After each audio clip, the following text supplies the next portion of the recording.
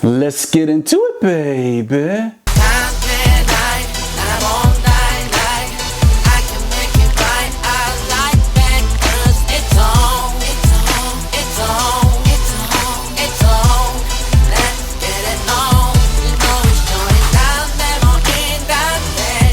This is Travel Bang back again. Thanks for rocking with me. As you can tell, this is the election period. We will know in a couple days who the new president is of the United States. All I could say is this has been an eye-opening experience to see how divided Americans are. It's crazy. You want to know how crazy it is? It's so polarized that even women I know from other countries had cut me off because who I wanted to vote for. I was really super tight for almost like 8 years with this very gorgeous, beautiful woman from Australia. Name was Annalene, and she cut me off. She cut me off because of who I wanted to vote for. You know what I mean? And then there's a couple other chicks that I know who they didn't say it directly, but indirectly they distanced themselves from me because of who I want to vote for. That's how polarized the situation is in America. It's crazy. I don't think anybody should cut friends off, cut their lovers off, cut family off, all because they happen to favor one political candidate over the other. I think this is crazy. This is insanity. You know what I mean? Why? Why does it make people so emotionally butthurt, acting like a little fucking a juvenile bitch over who somebody votes for? You know what I'm saying? Come on, people. It don't make no sense. It's not that serious. It's serious, don't get me wrong. It is serious who runs the country, but it's not worth breaking up friendships, relationships, and even connections you have with family members just because they favor somebody over the other politically as a presidential candidate. It makes no sense. You know what I mean? I think it's nuts. I can't believe it's happening. If you go into history, you know the biggest, baddest, toxic thing that divides humans is politics and religion.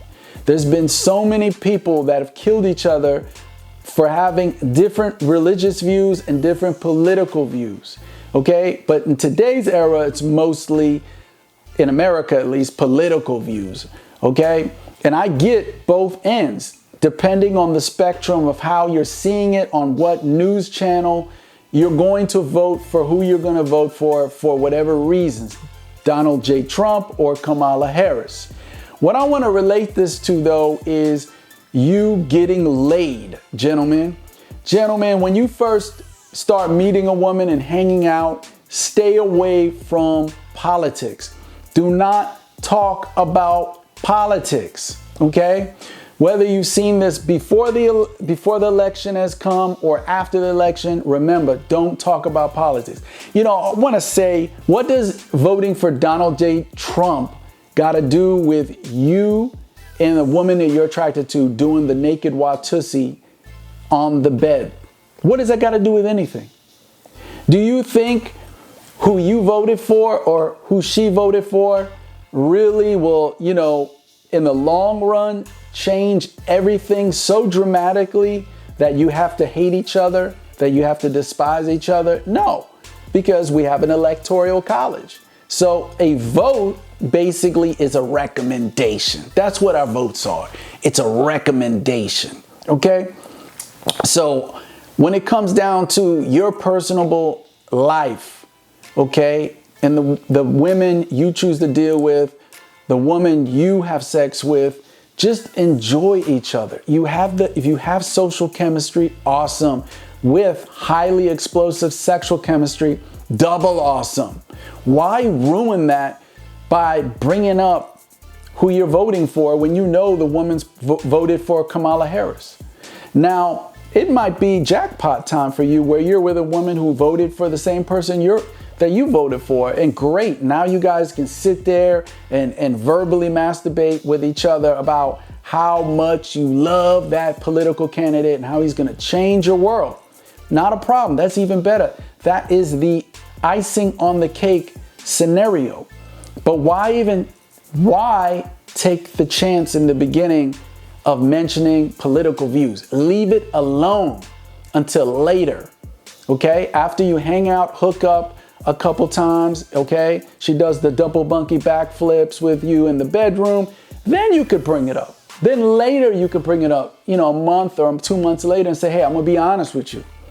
I voted for Donald J. Trump. I hope that does not offend you. And she might say, I think he's a horrible person, but I'm not going to hold it against you. You know what I mean? And it might work out. It might work out regardless. Do you understand? So that is my best advice for politics. It's a volatile time. It's a volatile time. There definitely is a candidate right now who will ruin the United States. I am a firm believer of it. Yeah, the candidate, she doesn't know geopolitics, how to deal with our foes, Xi Jinping and Mr. Vladimir Putin. She will not know how to deal with that. She won't. Trust me, she won't. And these nations are hell-bent on throwing our economy in the garbage. It's going to be a dumpster fire to come. So I know who I'm voting for, and I want everybody to vote for who they will vote for. Even if you're voting for her, do it. It's your right to vote for who you want to. But I want to warn you, in relationships, keep it out. Don't bring it up. It's why. You could be missing out on the best thing that ever happened to you, relationship-wise. And now you went ahead and ruined it by bringing up your infatuation for whoever you're voting for. You understand? Just keep it to yourself. Enjoy life. Don't make such a big deal out of everything. I think we're way too serious and uptight and anal retentive about different subject matters. It ain't that serious, folk. Don't ruin it over politics. Focus on getting busy. Till next time.